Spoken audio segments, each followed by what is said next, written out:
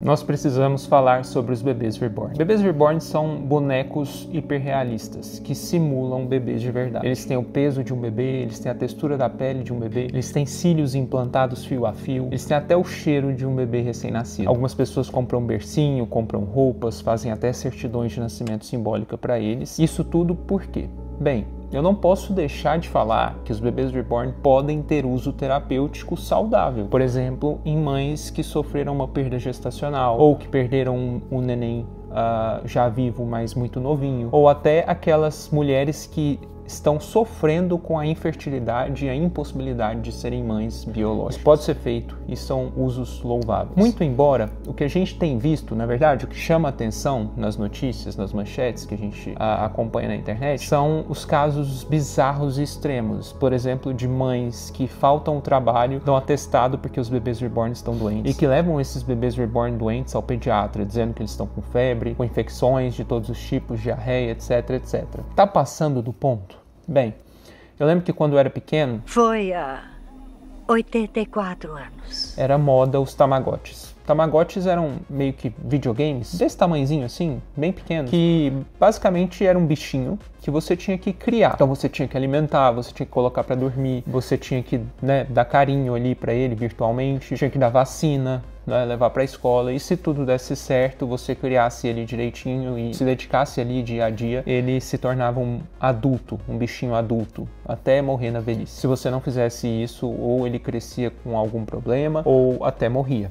Quando os Tamagotchis morriam, a gente ficava triste, né? A gente nutria certo afeto ali pelo Tamagotchi. Mas eu não me lembro de alguém achar que o Tamagotchi era um bicho real. Será que a gente vive uma era em que as coisas estão passando do ponto? A gente vive uma era em que as pessoas estão levando ao extremo as simulações do real? Bem, existe um filósofo francês do século XX chamado Baudrillard, e ele dizia que o homem do século XX era muito tendencioso a viver em simulacros, ou seja, representações simuladas da realidade, simulações de relações que não envolviam um objeto de afeto real, mas um objeto de afeto simulado. E a gente fazia isso enquanto sociedade. A gente vê isso em várias coisas, né? Por exemplo, um grande jogo que fez sucesso também há um tempo atrás é um jogo chamado The Sims, que é um jogo de simulação da vida real. Não tinha nada demais no jogo, não tinha fase, não tinha ação, não tinha exatamente nada. Era você cuidar do seu The Sim, né, do seu Sim, todos os dias, construir uma casa para ele, dar emprego, estudar, etc, etc. E esse jogo fazia muito sucesso. A gente tem simulações de fazendinhas virtuais, a gente tem simulações de ambientes que a gente não consegue estar, a gente simula diversas coisas socialmente. A gente vê apartamentos que querem simular casas, a gente vê casas que querem simular fazendas, e a gente vive uma grandíssima simulação que são as redes sociais, onde a gente simula que é, muitas vezes, o que a gente nem passa perto de ser. Não é verdade? O que me preocupa nessas simulações é quando a gente perde o contato com a realidade e a gente passa a não saber mais o que é simulação e o que é realidade. Esse é o perigo.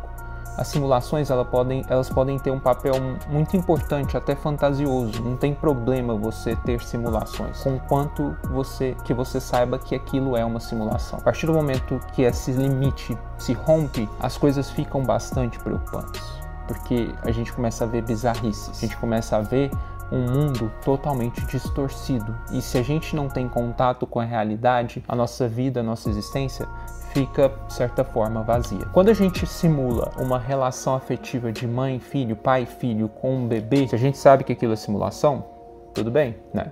Espera-se que, enquanto adultos, nós precisamos menos de fantasia e simulações do que crianças, mas enquanto adultos, nós também precisamos de fantasias e simulações. Se você sabe que aquilo é algo irreal, talvez não tenha problema. O grande problema é quando você passa a investir seu afeto, a força afetiva e emocional naquela relação como se ela fosse real. Porque, convenhamos, é muito fácil você cuidar de um bebê reborn. Muito fácil você cuidar de um objeto. O objeto não vai te contrariar. O objeto, por exemplo, não vai estar sujeito à criação, né? O que você impõe para ele, né? Ele não vai ter traumas baseado na forma como você cria. Ele não vai te responder, né? Ele não vai adoecer de verdade, não vai te dar trabalho. Ele não vai te acordar à noite, ele não vai te desafiar ao extremo quando você estiver extremamente cansado, arrancar energias, sei lá de onde, para cuidar daquele ser que depende de você. É uma simulação e é uma relação afetiva de uma via só, unidirecional. Somente você dá afeto, ele não te dá afeto de volta. Essa também é uma seara perigosa, porque se a gente começa a achar que as relações simuladas são mais interessantes que as relações reais, como já tem acontecido nos relacionamentos virtuais, por exemplo, a gente vai perder muito enquanto sociedade humana, porque nós precisamos de afeto. Não se engane, nosso cérebro é plástico, ele consegue sim ativar áreas cerebrais responsáveis por trocas afetivas, enfim, ocitocina, baseado em trocas que não são reais.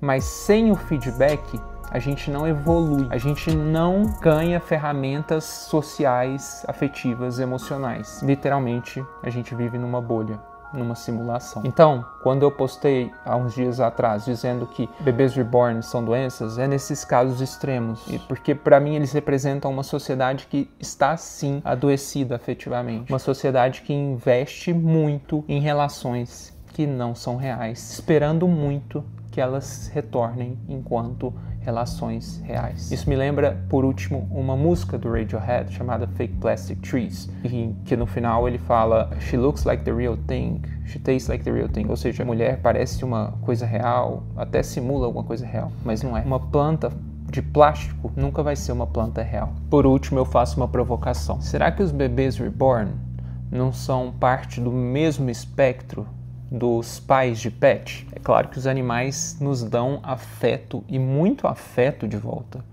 mas não são pessoas, não imitam devidamente e não substituem devidamente a relação que a gente teria com bebês e crianças reais.